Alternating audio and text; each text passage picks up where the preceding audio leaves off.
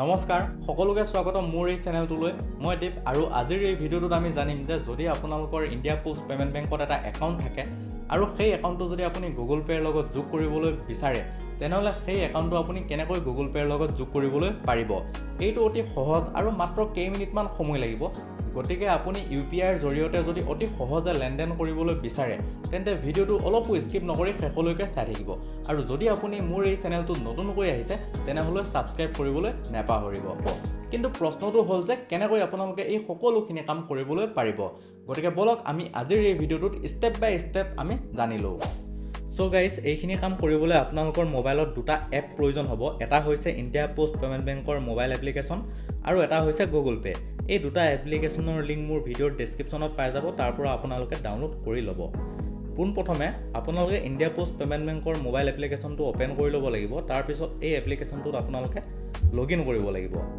লগ in কৰি লোৱাৰ পিছত আপোনালোকৰ যিটো মোবাইল নম্বৰ লিংক হৈ আছে ইণ্ডিয়া পোষ্ট পেমেণ্ট বেংকৰ একাউণ্টত সেই চিমটো আপোনালোকৰ হেণ্ডছেটত ভৰোৱা হৈ থাকিব লাগিব।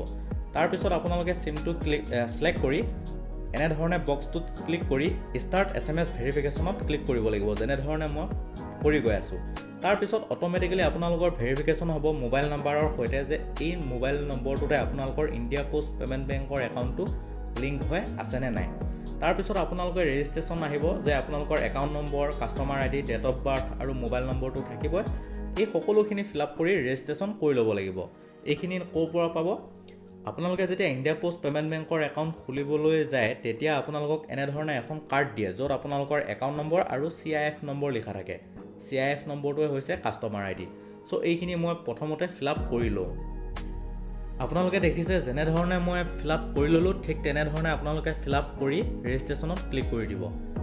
ৰেজিষ্ট্ৰেশ্যন ক্লিক কৰি দিয়াৰ পিছত আপোনালোকে যিটো এটা MPIN বনাবলৈ লাগিব, যিটো আপোনালোকে ছিক্ৰেটলি হ'ব, সেই MPINটো আপোনালোকে যিকোনো মোবাইল নম্বৰ দি বনাব পাৰে। মই ধৰি লওক 2580 এইটো বনাইছোঁ। আপোনালোকেও যিকোনো এনেধৰণে এটা বনাব পাৰে। তাৰপিছত আপোনালোকে যিটো ছেট MPIN বুলি আছে এই ছেট MPINত ক্লিক কৰিব। ক্লিক কৰি দিয়াৰ লগে লগে আপোনালোকৰ যিকোনো ছিকিউৰিটি কুৱেশ্যন আহিছে এইখিনি যদি আপোনালোকে কৰিব নিবিচাৰে তেনেহ'লে ইয়াত দেখিছে স্কিপ এণ্ড প্ৰচিড, এই অপশ্যনটোত ক্লিক কৰি দিব। আৰু তাৰপিছত এটা OTP আহিব, সেই OTPটো অট'মেটিকেলি ৰেজিষ্ট্ৰেশ্যন হৈ গৈছে দেখিছে ছাকচেছফুলি। তাৰপিছত আপোনালোকে ইয়াত লগ ইন কৰিব। লগ ইন কৰি লোৱাৰ পিছত ইয়াত যিটো MPIN বনাইছিলে প্ৰথমতে বৰ্তমান সময়ত সেই MPINটো আপোনালোকে ছিলেক্ট কৰি দিব। ছিলেক্ট কৰি দিয়াৰ পিছত আপোনালোকে দেখিছে ইয়াত আপোনালোকৰ ID-টো লগ ইন হৈ গ'ল। ID-টো লগ ইন হৈ যোৱাৰ পিছত আপোনালোকে মাই ছাৰ্ভিচত গৈ আপোনালোকে এটা অপশ্যন দেখিবলৈ পাব ৰুপে ডেবিট কাৰ্ড বুলি। এই ৰুপে ডেবিট কাৰ্ডত আপোনালোকে ক্লিক কৰাৰ পিছত ইয়াত দেখিবলৈ পাব যে ন' ভাৰ্চুৱেল ডেবিট কাৰ্ড। গতিকে আপোনালোকে ডেবিট কাৰ্ডখন পাবৰ কাৰণে আপোনালোকে ৰিকুৱেষ্ট ভাৰ্চুৱেল ডেবিট কাৰ্ড অপশ্যনটোত ক্লিক কৰিব লাগিব। ক্লিক কৰাৰ পিছত ইয়াত আপোনালোকে দেখিছে যে ভাৰ্চুৱেল ডেবিট কাৰ্ডখনৰ কাৰণে আপোনালোকৰ যিটো এক্সপায়াৰ ডেট সেইটো 60 মাহৰ থাকিব, মানে 5 বছৰ। তাৰপিছত আপোনালোকে স্ক্ৰল ডাউন কৰি এই বক্সটোত ক্লিক কৰি আপোনালোকে কনফাৰ্ম কৰিব লাগিব। কনফাৰ্ম কৰাৰ পিছত ইয়াত এটা পপ আপ আহি গৈছে য'ত আপোনালোকৰ লিখা আছে যে ভাৰ্চুৱেল ডেবিট কাৰ্ডখনৰ কাৰণে আপোনালোকৰ একাউণ্টৰ পৰা 25 টকা কাটা যাব। তাৰপিছত আপোনালোকে কণ্টিনিউ কৰি দিব। কণ্টিনিউ কৰি দিয়াৰ পিছত আপোনালোকৰ যিটো ইয়াত OTP সেই OTPটো অট'মেটিকেলি আহি ভেৰিফাই হৈ যাব। এইটো আপোনালোকে ছাবমিট কৰাৰ পিছত আপোনালোকৰ যিটো ডেবিট কাৰ্ড এই ডেবিট কাৰ্ডখনক দেখিছে সম্পূৰ্ণ ছাকচেছফুলি জেনেৰেট হৈ গৈছে। তাৰপিছত আপোনালোকে গো টু হোম কৰিব। গো টু হোম কৰাৰ পিছত ঠিক তেনেকৈ আকৌ আপোনালোকে আহিব আৰু তাৰপিছত ভিউ কাৰ্ড ডিটেইলছত আপোনালোকে ক্লিক কৰিব লাগিব। ক্লিক কৰাৰ পিছত আপোনালোকে যিটো MPIN বনাইছিলে সেই MPINটো আপোনালোকে ইয়াত টাইপ কৰিব লাগিব। MPINটো বনোৱাৰ পিছত আপোনালোকৰ যিখন ভাৰ্চুৱেল ডেবিট কাৰ্ড সেইখনৰ গোটেই নম্বৰখিনি আপোনালোকক দেখাব। তাৰপিছত এই ডেবিট কাৰ্ডখন আপোনালোকে স্ক্ৰীনশ্বট মাৰি থৈ দিব। তাৰপিছত আহিব গুগল পে'ৰ কাম। আপোনালোকে গুগল পে'টো আপোনালোকে অ'পেন কৰিব লাগিব আৰু আপোনালোকৰ যিটো ইণ্ডিয়া পোষ্ট পেমেণ্ট বেংক একাউণ্টৰ লগত লিংক আছে সেই মোবাইল নম্বৰটো দি পেলাই আপোনালোকে লগ ইন কৰিব লাগিব। ইয়াত যেনেধৰণে মই কৰি গৈ আছোঁ ঠিক তেনেধৰণে আপোনালোকেও কৰি যাব। তাৰপিছত আপোনালোকে অ'পেন হোৱাৰ পিছত এড বেংক একাউণ্ট কৰিব লাগিব। এড বেংক একাউণ্ট কৰাৰ পিছত আপোনালোকে ইয়াত চাৰ্চ কৰিব যে India post payment bank account বুলি। মই যেনেধৰণে আপোনালোকক দেখাই গৈ আছোঁ ঠিক তেনেধৰণে আপোনালোকে কৰি যাব। যদি আপোনালোকৰ কিবা নজনা থাকে তেনেহ'লে মোক কমেণ্ট কৰি সুধিব পাৰে। তাৰপিছত ইয়াত এনেধৰণে আপোনালোকে সকলোখিনি এলাউ কৰি দিব আৰু আপোনালোকে চিমটো ছিলেক্ট কৰিব, কণ্টিনিউ কৰিব আৰু এইটো অট'মেটিকেলি ভেৰিফাই হ'ব, OTP আহিব। দেখিছে ইণ্ডিয়া পোষ্ট পেমেণ্ট বেংকৰ একাউণ্টটো দেখাই দিলে। তাৰপিছত আপোনালোকে ইয়াত ষ্টাৰ্ট কৰিব। ষ্টাৰ্ট কৰি দিয়াৰ পিছত ইয়াত দেখিছে ইণ্টাৰ ইয়ৰ ডেবিট কাৰ্ড লাষ্ট 6 ডিজিট বুলি। সেই 6 ডিজিট আপোনালোকে ইয়াত টাইপ কৰিব। টাইপ কৰাৰ পিছত আপোনালোকে ইয়াত অ'কে কৰিব আৰু ক্ৰিয়েট এমপিন কৰিব। ক্ৰিয়েট এমপিন কৰাৰ পিছত আপোনালোকৰ যিটো গুগল পে'ৰ এমপিন হ'ব, সেই এমপিনটো আপোনালোকে বনাব লাগিব। OTP অট'মেটিকেলি ভেৰিফাই হৈ গ'ল।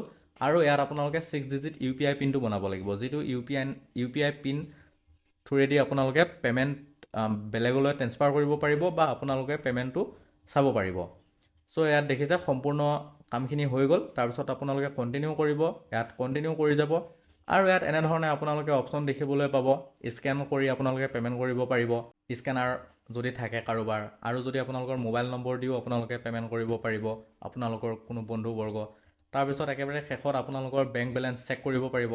চেক বেংক বেলেঞ্চত আপোনালোকে ক্লিক কৰিলে যিটো আপোনালোকে UPI পিন বনাইছিলে অলপ আগতে, সেই UPI পিনটো আপোনালোকে ইয়াত প্ৰেছ কৰিলে দেখিব যে আপোনালোকৰ যিটো গুগল পে'ৰ এমাউণ্ট সেইটো আপোনালোকে শ্ব' হৈ যাব।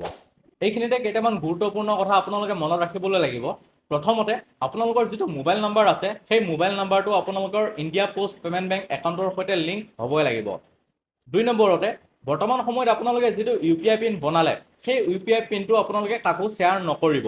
যদি শ্বেয়াৰ কৰে তেনেহ'লে আপোনালোকৰ পইচা কোনোবাই লুটিও দিব পাৰে। 3 নম্বৰতে যদি আপোনালোকৰ কিবা টেকনিকেল প্ৰব্লেম আহে তেনেহ'লে আপোনালোকে গুগল পে'ৰে হওক বা ইণ্ডিয়া পোষ্ট পে'মেণ্ট বেংকৰে হওক কাষ্টমাৰ কেয়াৰৰ সৈতে আপোনালোকে যোগাযোগ কৰি সেই প্ৰব্লেমটো ছল্ভ কৰিবলৈ পাৰে। নহ'লে মোৰ এইটো ইনষ্টাগ্ৰাম ID আছে, তাতো আপোনালোকে পাৰ্চনেলি সুধিবলৈ পাৰে। বন্ধুসকল, এইটোৱে আছিল ইণ্ডিয়া পোষ্ট পে'মেণ্ট বেংক একাউণ্টৰ সৈতে গুগল পে' যোগ কৰাৰ এটা সহজ পদ্ধতি। যদি আপুনি এই ভিডিঅ'টোৰ পৰা অলপো উপকাৰিতা পালে তেনেহ'লে ভিডিঅ'টো লাইক কৰিবলৈ নাপাহৰিব। আৰু লগতে আপোনালোকে কমেণ্টত কওক যে আপোনালোকে কি কি ধৰণৰ ইউটিউব টেক ভিডিঅ' চাবলৈ বিচাৰে। গতিকে আজিৰ এই ভিডিঅ'টো ইমানখিনিতে সামৰণি মাৰিছোঁ। গতিকে পৰৱৰ্তী ভিডিঅ'ত আকৌ লগ পাম। নমস্কাৰ।